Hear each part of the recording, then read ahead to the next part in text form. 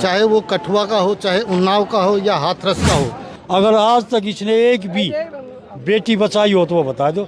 इन्हें तो बेटी बर्बाद करी है। भारत के लोकतंत्र को जिंदा करने के लिए सड़कों का सहारा लेना पड़ता है। प्रधानमंत्री जी की नहीं चल रही, इस देश को तो और ही कोई लोग चला रहे जो लगा की जो सत्ता है बहुत कायर प्रधानमंत्री के हाथ में है। आप एक बात दो, एक तरफ तो वो कह रहे कि अगर मोदी मेरे से क्या इस्तीफा दे दूं, इसका मतलब मोदी के नीचे सब। भारत का प्रधानमंत्री भारत की उन बेटियों के साथ नहीं है जिनको वो अपने घर पे बुला के बेटी कहता था। छोटा खेल नहीं है, बहुत बड़ा खेल है। आप देख लेना, करो खेल यही है कि बहुत मंत्री फंसेंगे।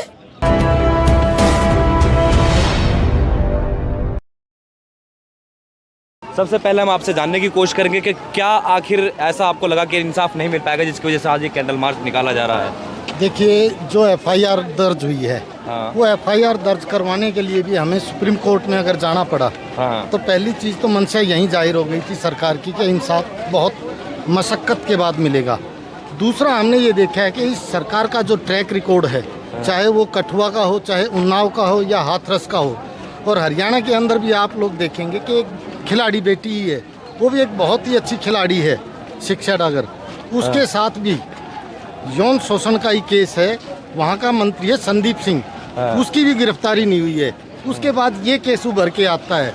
तो ये बेटियां आज से 5 महीने पहले जब यहाँ आई थी, जब इन बेटियों ने अपनी रिपोर्ट दर्ज करानी चाहिए तो इनकी रिपोर्ट दर्ज नहीं करी गई, तो इन्हें मजबूरन जंतर मंतर पे आना पड़ा, क्योंकि जंतर मंतर वो जगह है जहाँ से भारत के लोकतंत्र को जिंदा करने के लिए सड़कों का सहारा लेना पड़ता है। तो ये कैंडल मार्च निकालना हमारी मजबूरी हो गई थी कि देश के लोगों को और विश्व के लोगों को पता चले कि यहाँ पर भारत की जो वो शक्तिशाली बेटियां हैं जो विश्व की है 7 अरब की। तो अब आप देखिए, उन बेटियों को अगर न्याय नहीं मिल रहा है तो आप ग्रामीण परिवेश के अंदर देख सकते हैं कि जो छोटे छोटे जगह हैं, जो छोटे छोटे कस्बे हैं, उनके अंदर हालात तो और भी बुरे हैं। जब इंटरनेशनल ओलंपिक मेडलिस्ट बेटियों को भी इंसाफ नहीं मिल रहा है तो इस भारत सरकार से हमें कोई उम्मीद नहीं है। हम सिर्फ यहाँ का प्रदर्शन न्यायालय की नज़रों में लाना चाहते हैं कि देखिए, ये सरकार जो है बहुत ही कायर प्रधानमंत्री के हाथों में है। भारत का दुर्भाग्य है कि भारत के जो 75 साल का इतिहास रहा है उसमें एक से एक काबिल प्रधानमंत्री इस देश को दिए हैं जिन्होंने इस देश को शिखर पर पहुंचाया था। लेकिन आज की जो सत्ता है बहुत कायर प्रधानमंत्री के हाथ में है और एक तानाशाही तरीका जो वो अपना रहा है और पुलिस को आगे करके और पुलिस द्वारा जो बर्बरतापूर्ण कार्रवाई करवा रहा है वो बिल्कुल शर्मसार करने वाली बात है। और इस शर्मसार करने वाली बात को हम रोड पे लेके आए हैं कि ये देखिए, भारत का प्रधानमंत्री भारत की उन बेटियों के साथ नहीं है जिनको वो अपने घर पे बुला के बेटी कहता था, बल्कि वो उस ब्रजभूषण शरण सिंह के खिलाफ है जिसके खिलाफ पॉक्सो के कानून के तहत एफआईआर दर्ज हो चुकी है और दबंगई के तकरीबन 50 केस उसके ऊपर है। और तो और भारत के सबसे बड़े जो मुजरिम है दाऊद इब्राहिम, उसके साथ उसके संबंध है।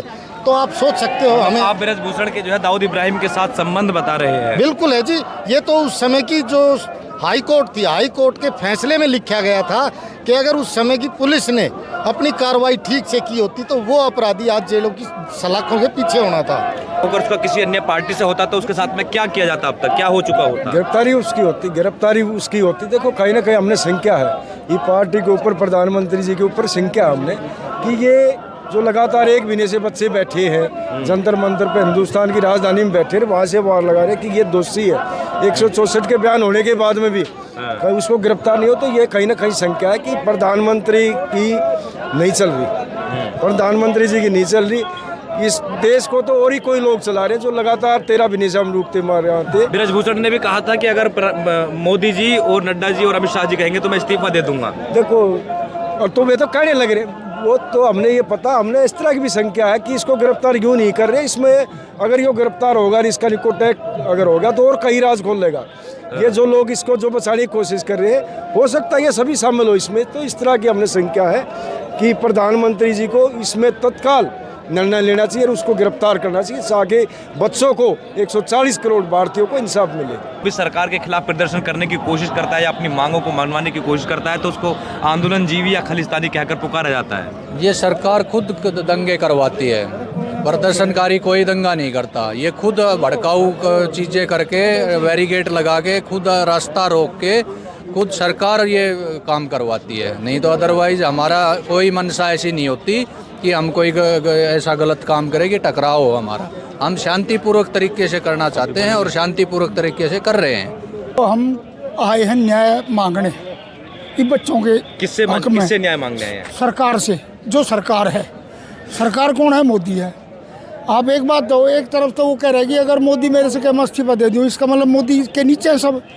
और जंतर मंतर में जो जो धरने दिए जाते हैं ना, वो इसलिए दिए जाए अपनी आवाज़ पार्लियामेंट तक पहुंचाने के लिए। गांधीवादी तरीके से हो रही है ये सब। हम हिंसा के खिलाफ हैं, अहिंसा के पुजारी हैं, गांधी का देश है ये। तो हम गांधीवादी तरीके से अपनी मांग रहे। इन बच्चों को न्याय दे दो, सब अपने घर चले जाएंगे। यहाँ क्या मतलब किसी का? तो मोदी एक बात बताऊं पत्रकार महोदय, जब नार्को टैक्स हो जाएगा उसमें बहुत सारे फंसेंगे। और ये न्याय ये छोटा खेल नहीं है, बहुत बड़ा खेल है। आप देख लेना, करो खेल यही है कि बहुत मंत्री फंसेंगे, जो इन्वॉल्व हैं फंसेंगे, 101% फंसेंगे ना। आप करवाओ ना, नार्को टेस्ट करवाओ बच्चों को। सच्चे मन से जो कार्रवाई करेंगे तो सारे राज खोलेंगे। कैसे राज हो सकते हैं? ये राज ये इतना बड़ा गुंडा है, क्या बताइए। उसके बाण बेटिया का दलाली करता हो उनके साथ ये उसके बाण बेटी को भी इनके पास भेजता हो गृह मंत्री और देश के प्रधानमंत्री के साथ। गिरफ्तार क्यों नहीं करते? इल्जाम है जी, आरोप है कि वो जो है लड़कियों की तस्करी करता है। करता क्यों नहीं? तो इसको बचा क्यों रहे हैं? 13 में आया था, यही कही थी ना, बेटी बचाओ बेटी पढ़ाओ। अगर आज तक इसने एक भी बेटी बचाई हो तो वो बता दो। इन्हें तो बेटी बर्बाद करी है। कितने केस हो लिए, मिला किसी में न्याय? नहीं, ये न्याय देंगे। ये मनवादी हैं, ये इस देश को पता नहीं कहाँ ले जाएंगे। शुक्रिया।